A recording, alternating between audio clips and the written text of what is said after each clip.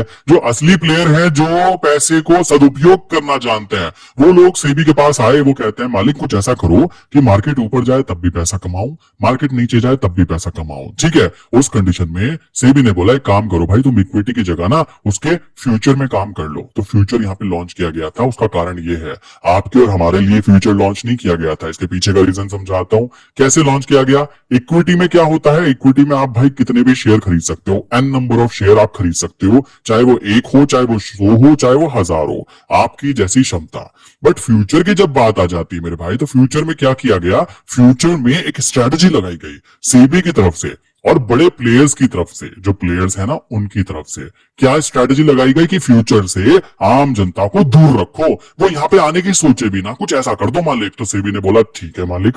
Future में क्या किया गया, एन नंबर ऑफ शेयर कर दिए गए, प्लस वहां पे एक क्वांटिटी बांध दी गई कि भाई आप इतनी क्वांटिटी में काम करोगे ही करोगे। मान लीजिए यहाँ पे 1000-1500 क्वांटिटी कर दी, तो आपको मिनिमम 1500 शेयर खरीदने पड़ेंगे और 1500 शेयर बेचने पड़ेंगे।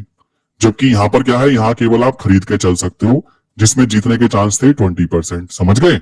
यहां पर क्या है, आप खरीद कर भी चल सकते हो, ऊपर जाए तो आप खरीदो, नीचे जाए तो बेचो। बट आम जनता को दूर कर दिया, क्योंकि आम जनता बेचारी 1500 शेयर तो नहीं खरीदेगी ना, तो वो यहीं से बाहर हो गई, उसको यहीं से बाहर का रास्ता दिखा दिया गया। दूसरी चीज, इक्विटी में झुंझुना थमा दिया गया कि आप 1 साल, 2 साल, 5 साल, और चाहो तो आप अभी शादी भी नहीं हुई ना आपकी, आप अपने बच्चों के बच्चों के बच्चों के नाम भी वो शेयर शिफ्ट कर सकते हो, कोई प्रॉब्लम नहीं है। इतना अच्छा रास्ता दिखाया गया। अब यहाँ पर इक्विटी में प्रॉब्लम यहाँ क्या है, यहाँ बोला मालिक देखो 3 महीने से ज्यादा आप किसी भी फ्यूचर कॉन्ट्रैक्ट नोट को लेकर नहीं चल सकते। इससे क्या होगा, यहां पर तो बोला गया था कि आप क्या करो, 365+1 डे तक शेयर को रखो, तो वहां पे आपको टैक्स में बेनिफिट्स मिलेंगे। बट मैंने बोला था ना, ये तो मेरे भाई ट्रैप है, और ट्रैप में ये लोग थोड़ा ना फंसने वाले हैं। इनको तो पता है कि ये तो साला ट्रैप है, कॉमन सी बात आती है, पोपट बनाने का तरीका है, ये सबसे जरूरी चीज है। अब यहाँ पर क्या हुआ, यहाँ पे 3 मंथ की बात की जा रही है, तो मेरे भाई 3 महीने में यहाँ पे इनको शॉर्ट टर्म कैपिटल गेन लगेगा, और ये तो पहले से ही तैयार थे देने के लिए।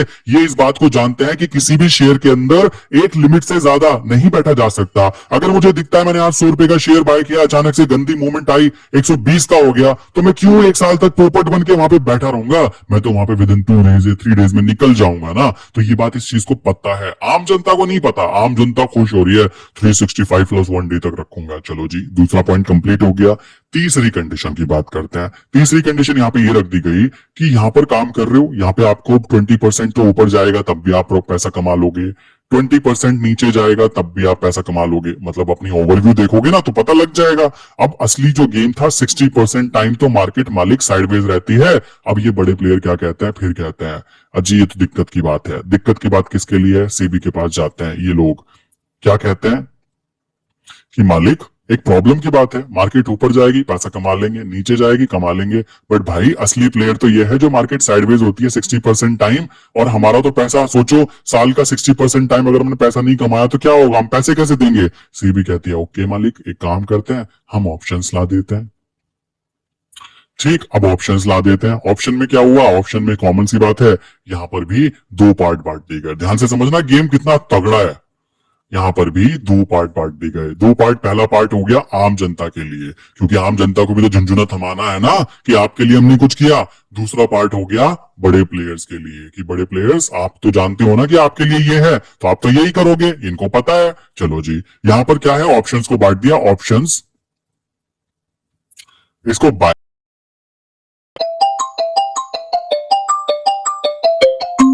करने के लिए, सेकंड हो गया ऑप्शंस इसको सेल करने के लिए। ऑप्शन बाइंग करना, इन्होंने क्या किया, ये लोग ये चाहते हैं कि आम जनता, देखो ध्यान से समझना, मैं फिर बोल रहा हूं, ये हर उस इंसान के लिए बेचारा जो नया है शेयर मार्केट में, ये लोग चाहते हैं दिया।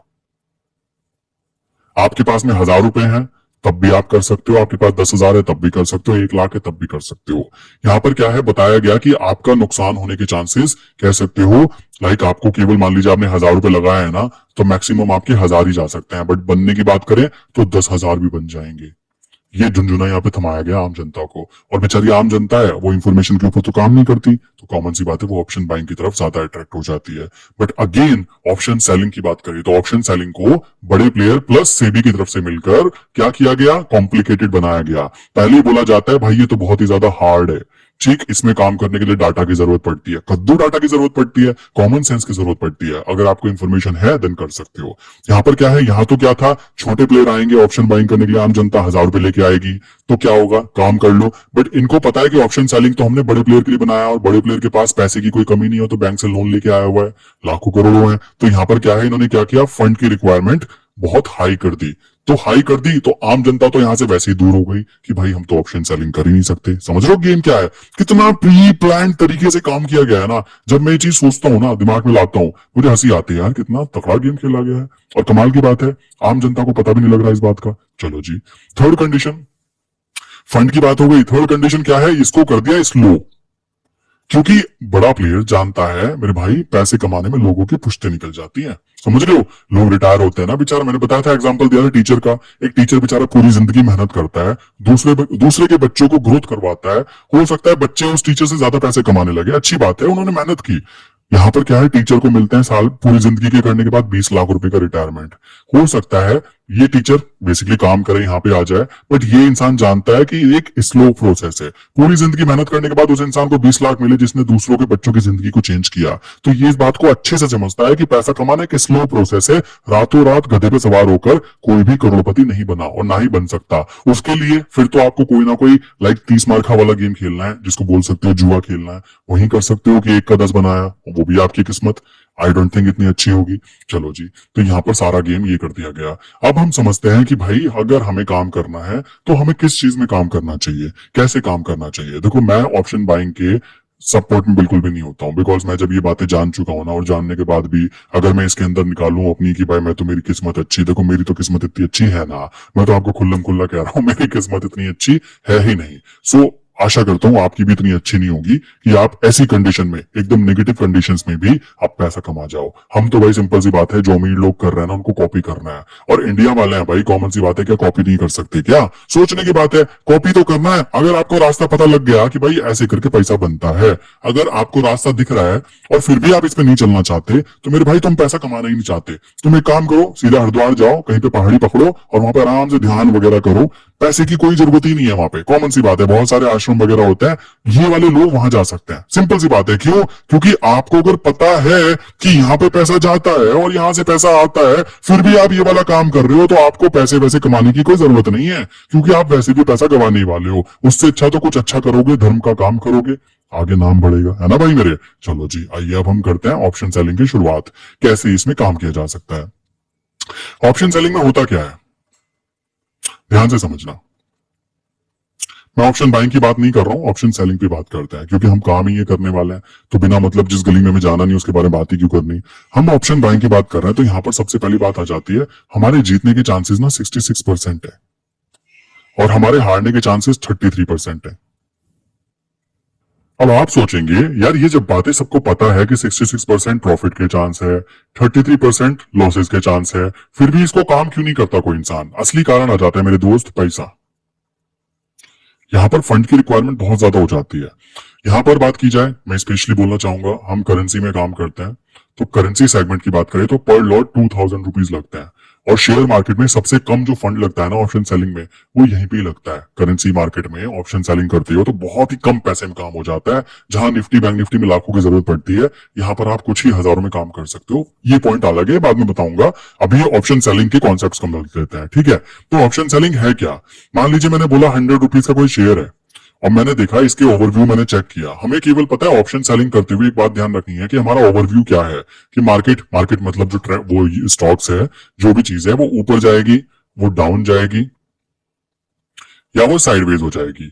अगर इन तीनों में से कोई भी एक चीज का हमें कंफर्मेशन हो जाता है ना, तो हमारे जीतने की प्रोबेबिलिटी बहुत हाई हो जाती है। अब जैसे काफी लोग करते हैं, मैं जैसे खुद करता हूं, अपनी पर्सनल बात करूं, मैं किसी स्टॉक की अगर बात करता हूं, तो मैं स्टॉक में पता क्या करता हूं, मैं 200 डेज मूविंग एवरेज को चेक करता हूं, ठीक, उसको 1 डे के टाइम फ्रेम पर चेक करता हूं, अगर वो वनडे के टाइम फ्रेम के ऊपर है तो मैं उसको अप ट्रेंड कंसीडर करके चलता हूं, अगर वो वनडे के टाइम फ्रेम के नीचे है तो मैं उसको डाउन ट्रेंड कंसीडर करके चलता हूं। ठीक है, तो ये दो चीजें, मुझे इनमें से कोई एक बात पता लग जाए, मैं उसी पे गेम खेलने के लिए तैयार हूं, मुझे कोई दिक्कत नहीं है। और मैं आपको बोलना चाहूंगा भाई, तुम अगर इसको बैक टेस्ट करोगे ना, देखो सबसे बड़ी प्रॉब्लम बात पता है क्या है, हम जिस चीज को चाहते हैं ना, सब चाहते हैं पैसा कमाना, बट पैसे के बारे में कोई सीखना, समझना, देखना, उसको उसको फील करना नहीं चाहता है ना, ये सबसे बड़ी प्रॉब्लम है। मैंने आपको बताया था कि जब आप ट्रेडिंग करते हो तो आप कुछ अमाउंट कैश लाओ, मतलब बैंक में जाओ और बोलो मुझे 10,000 रुपीज के बिल्कुल नए चमचमाते नोट दे दो भाई मुझको। क्यों? मोटिवेशन के लिए, पॉजिटिव माइंडसेट के लिए। सोचो सुबह सुबह तुम अपने पड़ोसी से लड़के बैठे हो, क्या कद्दू ट्रेडिंग कर पाओगे?